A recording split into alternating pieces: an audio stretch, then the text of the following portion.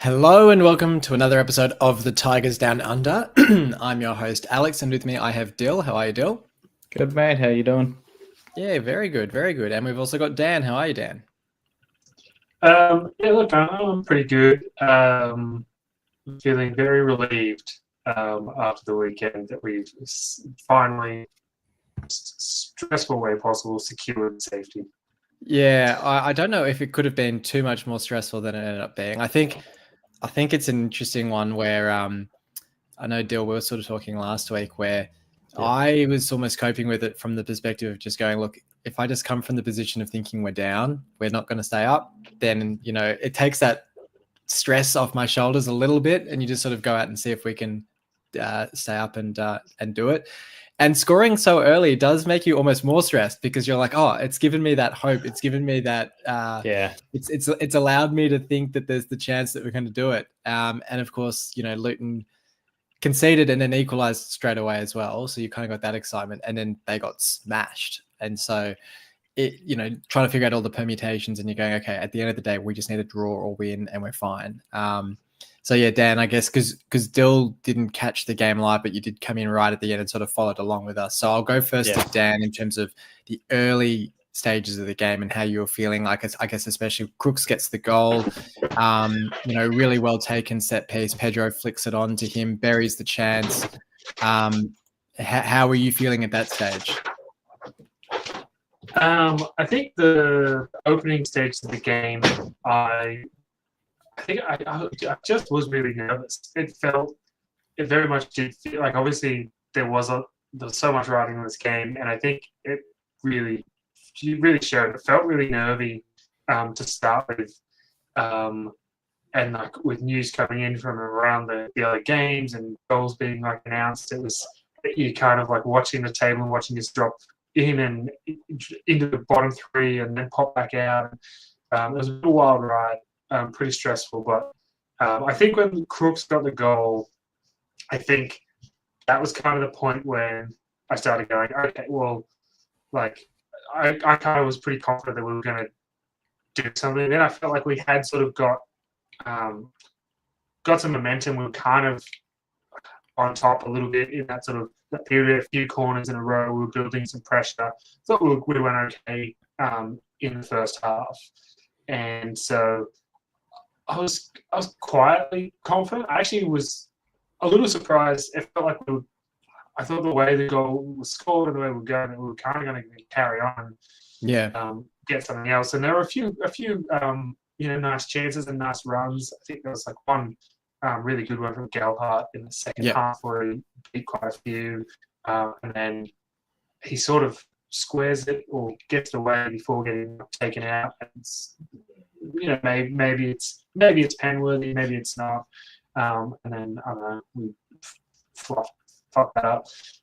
But overall, like I think like when I was watching the game live, there was moments where I was feeling really frustrated. Things like the Alfie Jones coming on in the second half. At the time, I was like, oh, why are we doing this? Like, surely we should be just like, you get the win, you get like. Doesn't matter then any of the results. If you win, you get the thing. You guarantee your safety. But I think like Sanders came out afterwards and said like, with the Luton like result, like obviously they're aware of other results and what's going on elsewhere. That that they just at that point the how much Luton was losing by. We didn't actually need to win the game at that point. We just needed to manage the ending. So in hindsight, I don't mind that. I was getting a bit twitchy though, because what was it, 5-1 to West Brom, and then you sort of look away, and all of a sudden it's 5-3, and you sort of. I actually put on the last 10 minutes of that Luton game just to see how that was going, because I didn't know if Luton were hammering them or what was happening with that, because you just think surely like. It'd be just our luck to be hanging on for a draw, and then Luton somehow managed 2 goals right at the end and send us down anyway, which Sayers said himself last week. He's like, you've got to go for the win because you don't want to leave it to chance that something else can happen. So, yeah, you're right. Like when Jones came on for Pedro, and I'm thinking in that moment, like Sayers is just going, shit, I just got to like shut up shop and do what needs doing. But I mean, like Dill, we sort of said last week, like if we get that first goal, it does change things. And And, you know, we've seen over probably the last 10 performances, like there are games where we come out and you can almost tell from the start, like we're up for it, like we're looking really strong. We're in a game, and then others we look so like flat. And this one was one we really looked up for it. And I guess from your perspective, you kind of came into the picture a bit later on in the game where we were sort of hanging on for that draw. Was your, I guess it's a hard one to answer because you don't really know how we'd been playing necessarily, but was your sense sort of one of, I guess, I don't know, because were you looking at the other scores as well? Like, had you seen what was going on with Luton, or just sort of trying to get to grips with what was happening for us? I was sort of following along as best I could in the group chat because I was quite occupied, unfortunately, that night. So it was a bit more stressful for me not knowing what was going on and not being able to watch it.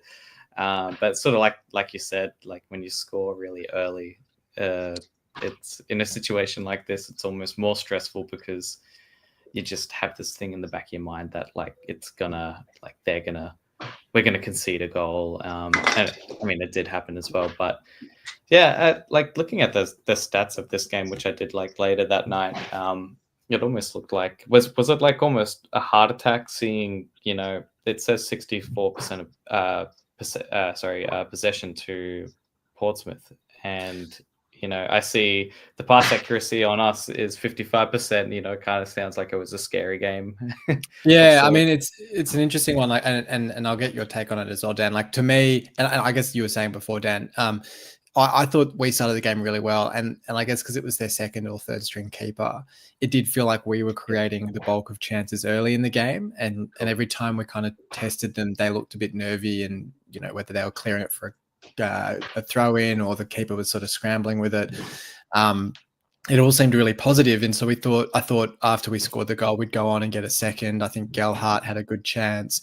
Coyle, I think, had a shot as well. Like there was a few other really good chances, but then I do think probably the scores elsewhere was what played against us in the end, because I think knowing that Luton were getting smashed, we probably just went, look, we can just set up shop, sit back a bit more, and it just gave them much more possession. They then started to create a few chances. They scored their goal, which I think, you know, as good a season as he's had, I think Panda really should be doing better. He gets beaten at the near post with a really strong shot. And then it was just all nervy from there. I mean, it was such a hard game to read because they scored that goal and all the fans got really into it. And then the players weren't super urgent. Like it was funny actually, because I know in the chat, Isaac Hayden came on late for them, who used to play for us back under Steve Bruce for a season. And I think Mike said, oh, you know, typical, like Hayden's going to score. I actually thought it was Matthew Hayden, who's the Sydney FC centre back they signed, but it was Isaac Hayden who came on. But it was funny, whenever he got the ball, he seemed to be very happy to just pass it around at the back. So I was like, oh, maybe he's doing us a favor. Maybe he's just slowing the game down a bit. But yeah, I don't know, Dan, as the game kind of came towards the end, I was saying to Dill before we went to air, I actually missed the final whistle going because I think the commentator said something about there being a second ball on the pitch, and the whistle went, and I thought he was blowing to stop play to get rid of the second ball, and then all the players celebrated, and I almost missed that like sort of final moment. But as that as the added time went on and everything else, were you feeling more confident or just more nervous, or how is that tension ratcheting up for you? Yeah, look, that's a good question. I was at least aware of the final whistle. I remember watching him blow that. Yeah, that was nice. The extra time was a bit scary. And like, I don't know if I expected 7. I think it was 7 minutes added on, but I did expect it to be pretty large because there was a couple of reasonably decent stoppages. You know, a bit of, I think there was in the first half was Panda play acting for a break in play, and in the second half, I think it might have been their keeper, and then there was a couple of injuries and such and stuff. So it was all,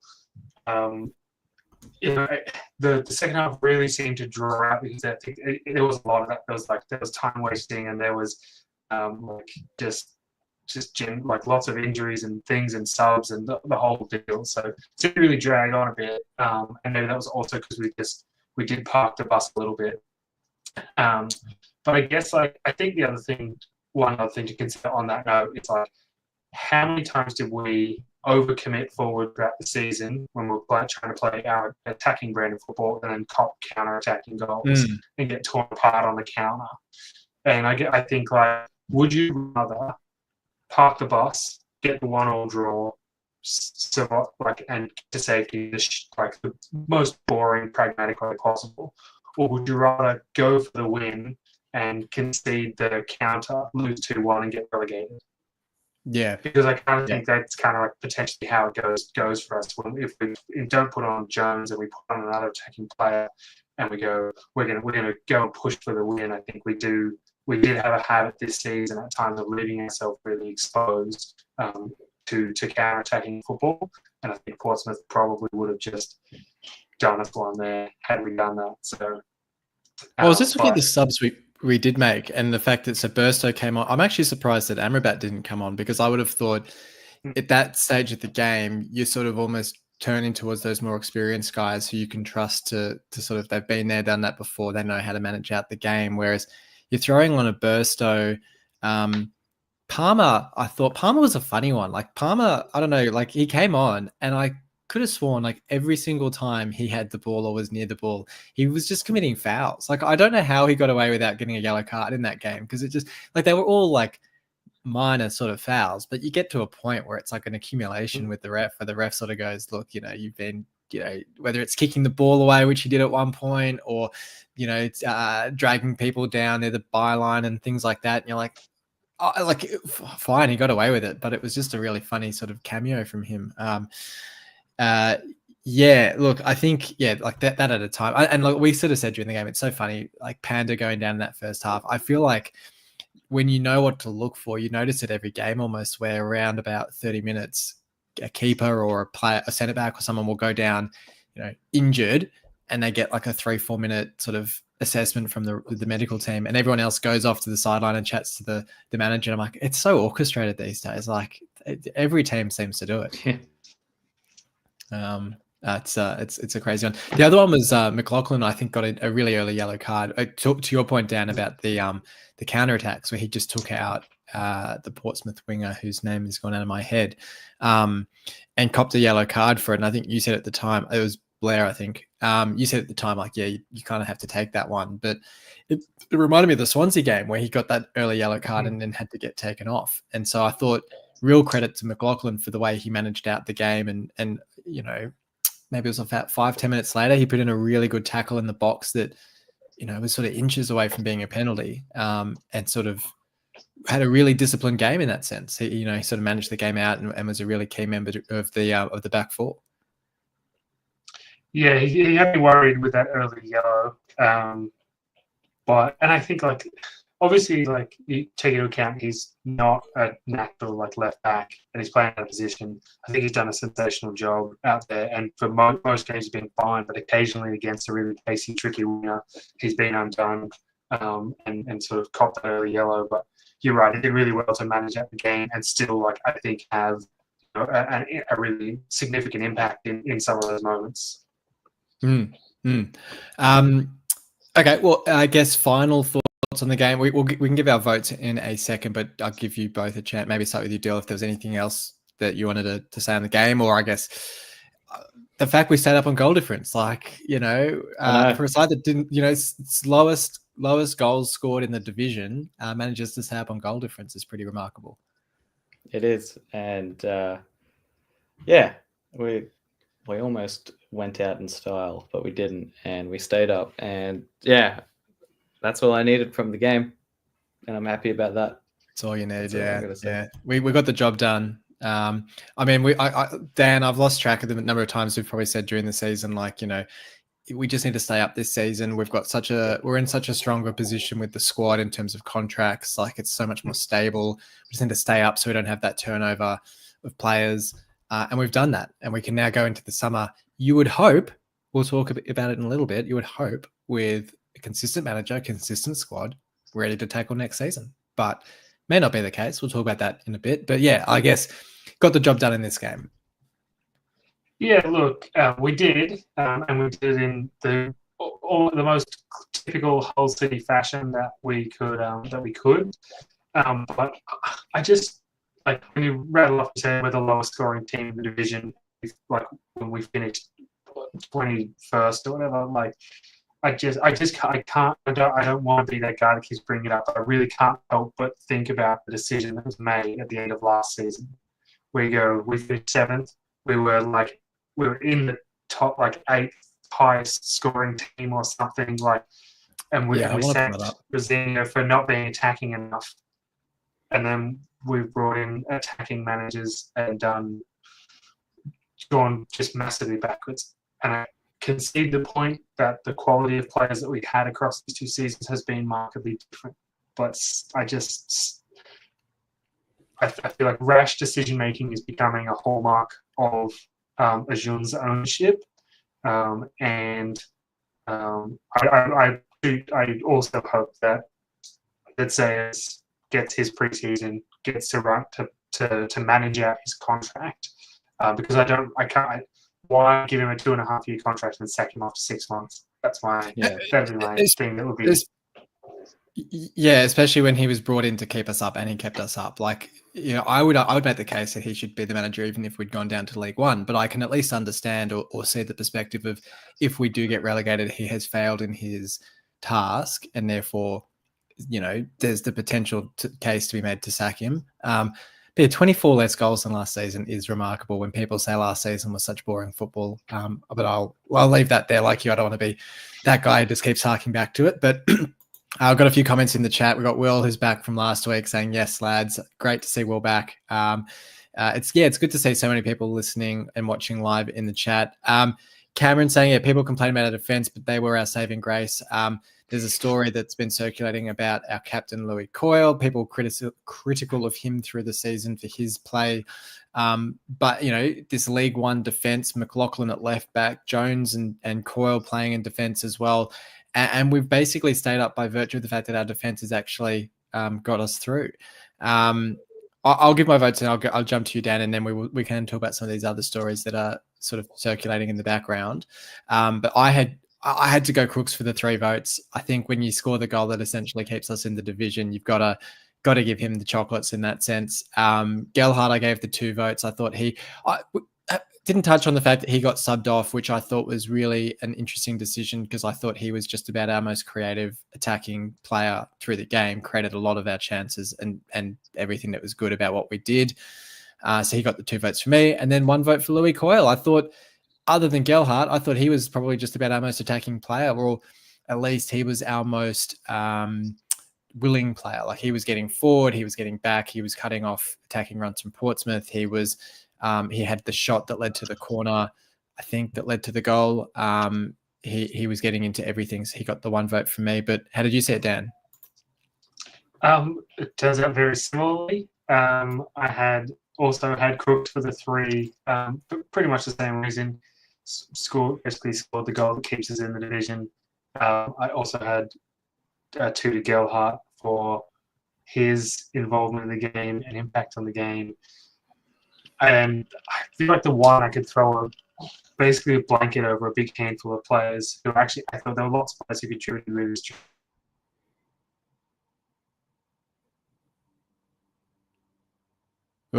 Have we lost? Are you still there, Dan? Leaving us in suspense on who his 1 vote is. We'll see if we get Dan back to say. So he had Crooks and Gelhardt for the 3 and the 2 votes.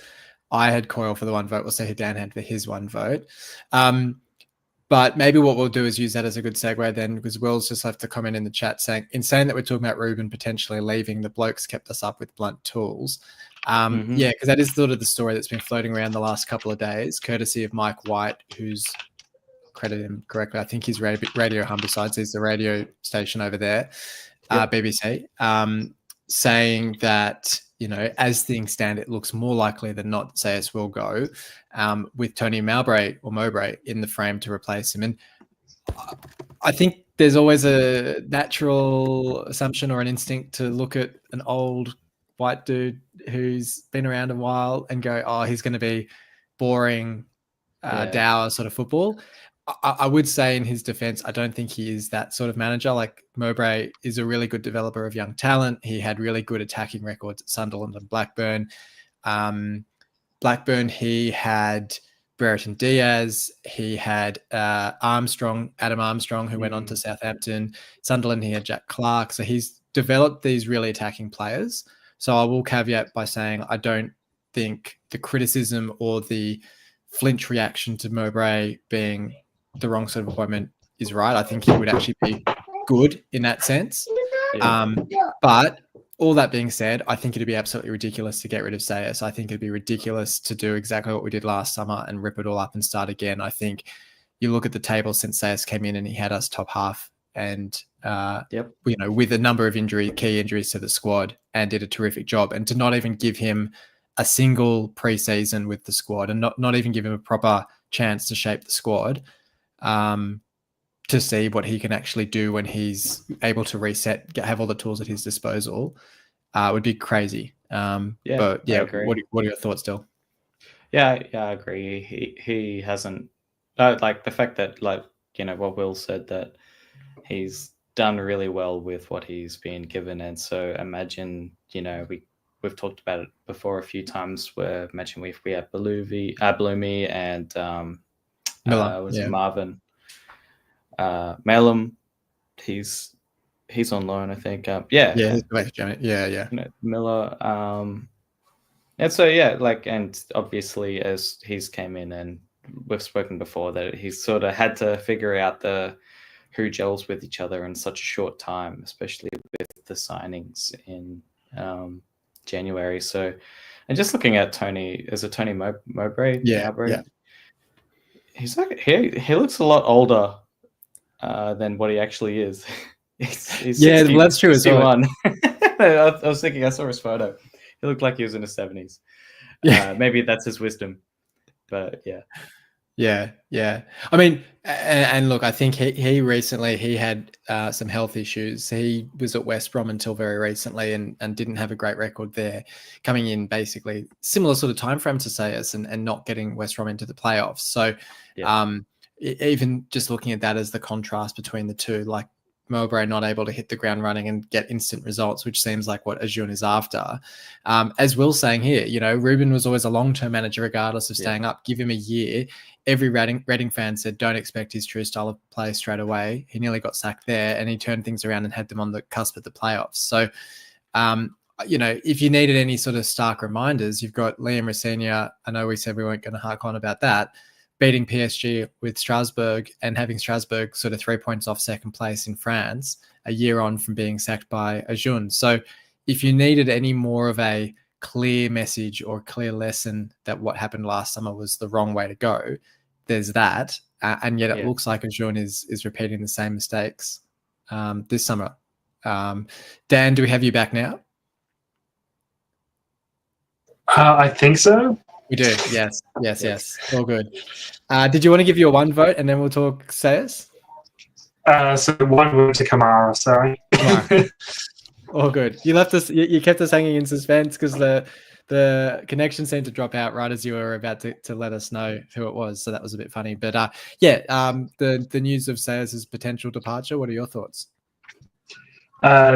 Just a dumb decision if it happens. I think, as you guys were just sort of talking about those stats and the numbers, like he got us 36 or something of the 49 points we got this season. That's something crazy. It's ridiculous. So, I don't know how we. I just hope there's nothing in it. I just hope it's like a comment that's just been misinterpreted or taken the wrong way or something, and then they've run with it rather than there actually being any truth to that. Because I think, as most of the comments and as we always do with new managers, they need a little bit of time to sort all this stuff out. And the middle of the season, when you're facing relegation, is not really the time to be really trying to implement this new wonderful style of play. It's just about getting results and getting the job done. Yeah, that's right. And it's like, give him the pre-season at least to sort of see how the squad shapes up. You sort of trim out some of the dead weight. You get his style of play across through the pre-season games, start the season. Even if it's sort of a similar time to Volta, even if it's, October, November, and you go, look, it's not working, at least then you've given him that chance. You're not just making the snap decision. what's Will saying here? I think it's all come from this new head of recruitment and having a review of everything this season, which is common for every team. And I think that's a fair comment that obviously they're reviewing Sayers' performance, they're reviewing everything. So maybe there is a bit of 2 + 2 = 5, like you were saying, Dan. I think the other link was the fact that this new head of recruitment, Hodge, I think his name is, has a previous relationship with Mowbray. So I think there's probably a bit of a connection there. So we'll just have to see what happens. It sounds as if we're trying to move more quickly with recruitment, at least this summer. I mean, there was this. I'm going to try and pronounce this name of. I think it's Ben Khalek, a Moroccan centre back. I want to say. I mean, it's just a young defender, but I assume it could be a fullback. To be honest, I mean, we're after a couple of fullbacks. Apparently agreed a fee for him. So while that story might itself not be true, it does sound as if we're trying to move a bit quicker with recruitment this summer, which can only be a good thing, both in and out. Well, we might wrap things up with the final bit of news, which was not a huge story from my perspective, but it is kind of going around a bit. So I wanted to get your thoughts, each of you, on, I guess, the altercation that Louis Coyles found himself wrapped up in the city centre with both of his brothers, it sounds like. I mean, it was funny, before we even knew all the details, Dill, you were sort of saying, like, isn't his brother a boxer? Like, would you really want to get into a scuffle with Louis Coyle? And it sounds like his brother, Tommy Coyle, is the boxer and was involved. And then Rocco Coyle, his younger brother, I heard someone said he looks a lot like Timothy Chalamet, and I looked at it again. I was like, oh, I can kind of say that. Was in one of the videos as well. But on a serious note, I mean, I guess with more of the context coming to light, but obviously not knowing the full story ourselves, it's really hard to make too much of a judgment call on it. But my personal frustrations just, it always seems to be, with a lot of these things, it's, there's a footballer or a person of stature out in public. Let's try and goad them. Let's try and get a reaction, and then shove a camera in their face and get them on video doing the wrong thing and retaliating. And it just seems more and more the case these days. So it seemed like, and I think, Dan, you put it perfectly. You said it's sort of a no-win situation for Louis, because if he does react, he should be stripped of the captaincy, because how dare he do something like that? And if he doesn't react, you're saying, well, he's not even standing up for his brother. What kind of captain of my football club is that? So it's a tough one. But yeah, Dill, what were your thoughts, or how have you sort of seen this unfolding saga? My initial thoughts were, I need to see the video. I need to see the footage. I heard there was footage. I did finally see it. And I think there was some bloke just headbutts Coyle's brother. And obviously it's like CCTV footage of a club. And you can tell, I mean, you can sort of visualize what that would all look like. It's the pixels and, everyone ends up getting involved. I don't know. I was really excited to see a bit more about it in terms of the footage and whatnot, but for selfish reasons. But yeah, exactly. I don't know. Like you said before, it's a lose-lose situation, because if Louis doesn't go in for his brother, then there's that, and if he does go in, then there's the media to pay. But I don't know. I don't think it's the biggest issue in the world that people should be looking at. I think if anything, it caps off a season of staying up. And if it was it last night, or no, I guess it wouldn't be last night. It would be the night before. I think it was the day after the game, so it must have been Sunday. Yeah, season's ended. You gotta you gotta go out with the spark one way. Mad Monday.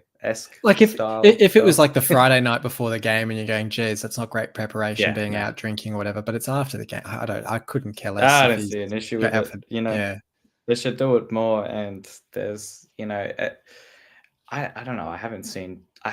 Like I've said in the last episode, I haven't really been able to sit on Twitter much and see what everyone's saying about everything to do with the club. But usually each club will have a appointed person who is, and this is sort of a real thing, mainly at larger clubs, but there's someone who cleans up all the dirty work. And this doesn't seem like it's that dirty, or well, from my perspective, but usually they're able to keep things quite tight knit, and it doesn't seem like that's needed to come into play here. Usually that type of person at a club is like an ex-player for the club who's a bit older, sort of sits around and is still very affluent with a lot of the journalists or and whatnot. And they can usually keep things under the wraps. But yeah, I don't see too much in it. I think it's fair play on.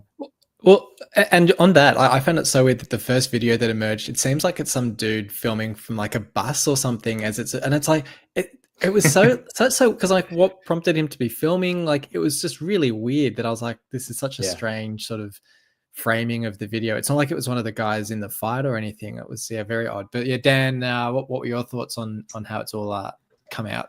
I just think it's a little bit me feeling like an old man whinging about the world today.